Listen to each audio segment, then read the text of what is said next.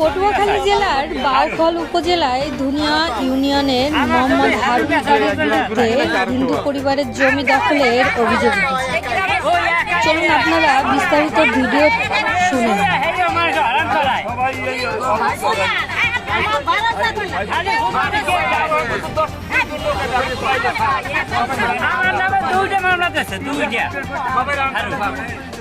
আমার দুইটা মামলা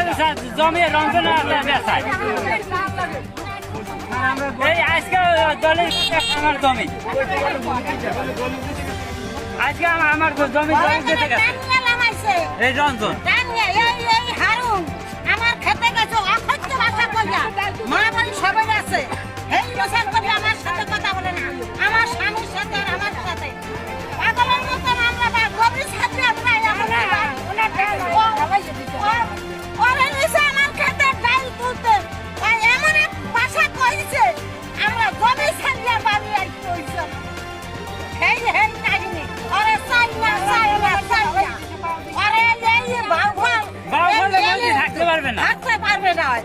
কারণ থাকতে পারবে না আজকে আবার রঞ্জন আমার জমি দর করতে নেছে